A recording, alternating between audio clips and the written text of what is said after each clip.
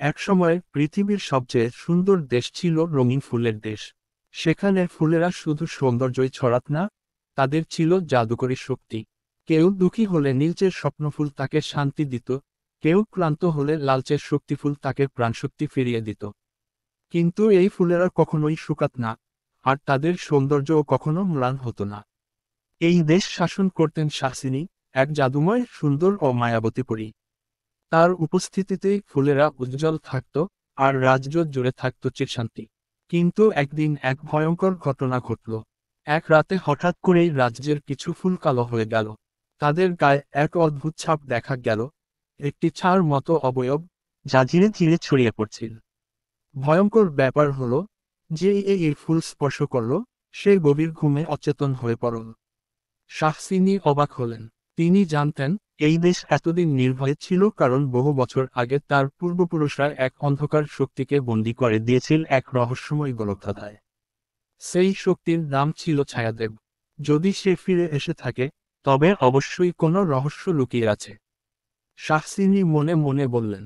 তিনি জানতে পারলেন, ফুলেরা কালো হয়ে যাচ্ছে শুধু রাজ্যের নিষিদ্ধ উপত্যকার কাছাকাছি। এই উপত্যকার মাঝখানে ছিল এক অদ্ভুত পাথর, যা এতদিন অক্ষত ছিল, কিন্তু এখন দেখা যাচ্ছে সেটিতে ফাটল ধরেছে। কিন্তু কেন?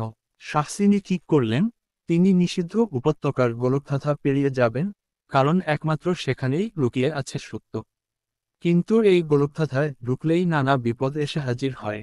প্রথমে সামনে এল এক পাথরের দ্বার, যার ওপর লেখা ছিল, যদি খুঁজে পাও অন্ধকারের জন্মস্থান, তবে মুক্ত হবে সত্যের আলো। শাহসিনী বুঝলেন, ছায়াদেবের শক্তি কোথা থেকে এসেছে, সেটাই জানতে হবে। গোলকধাঁধার ভেতরে ঢুকতেই চারপাশ ঘিরে ধরল ঘন ধোঁয়া, আর এক কর্কশ কণ্ঠস্বর বলল, তিনটি ধাঁধার উত্তর দাও, তাহলেই তুমি সামনে যেতে পারবে। প্রথম ধাঁধা, আমি অদৃশ্য, তবু সর্বত্র থাকি। আমি চাইলে আলো হারিয়ে যায়। আমি কে? দ্বিতীয় ধাঁধা, আমার কোনো জীবন নেই, তবু আমি জন্মাই ও মরে যাই। আমাকে দেখা যায় না, কিন্তু অনুভব করা যায়। আমি কে?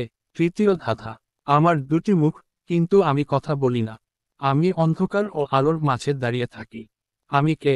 শাহসিনী চিন্তা করলেন। তিনি বুঝতে পারলেন, প্রথম ধাঁধার উত্তর ছায়া, দ্বিতীয় ধাঁধার উত্তর শ্বাস, তৃতীয় ধাঁধার উত্তর দরজা। তার উত্তর ঠিক হওয়া মাত্রই ধোঁয়া মিলিয়ে গেল, আর সামনে খুলে গেল এক বিশাল দরজা। শাহসিনী দরজা পেরিয়ে গেলেন এবং দেখলেন, ছায়াদেব এখনও সম্পূর্ণ জাগ্রত হয়নি, কিন্তু তার শক্তি ধীরে ধীরে বেড়ে চলেছে। তিনি বুঝতে পারলেন, ছায়াদেব একসময় এই রাজ্যেরই একজন অভিভাবক ছিলেন, কিন্তু এক ভুল বোঝাবুঝির কারণে তাকে বন্দী করে রাখা হয়েছিল। ঠিক তখনই ছায়াদেবের কণ্ঠস্বর গর্জে উঠল, তুমি কি আমায় থামাবে, নাকি আমার সত্য জানবে?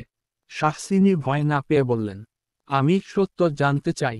ছায়াদেব বললেন, আমার শক্তি শুধু অন্ধকার নয়, আমি ছায়া। ছায়া না থাকলে আলো টিকে না। আমাকে বন্দী করেছিল তোমার পূর্বপুরুষরা, কারণ তারা শুধু আলো রাখতে চেয়েছিল। কিন্তু এখন দেখো, ফুলেরা ম্লান হয়ে গেছে কারণ ছায়া ছাড়া তারা বাঁচতে পারে না। শাহসিনী এক মুহূর্ত ভাবলেন, তুমি সত্য বলছো।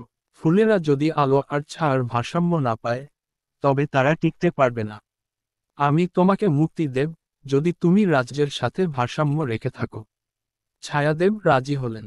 তিনি জাদুর ছোঁয়ায় সব কালো ফুলকে নতুন করে রঙিন করে দিলেন, কিন্তু তারা পেয়ে গেল এক নতুন শক্তি। তারা এখন দিনের আলোতেও ফুটবে, আর রাতের অন্ধকারেও। সেদিন থেকে রঙিন ফুলের দেশ শুধু আলোর নয়, ছায়ারও বন্ধু হলো। আর শাহসিনী জানলেন, সত্যিকার শক্তি শুধু আলো নয়, ছায়ার ভারসাম্যও দরকার।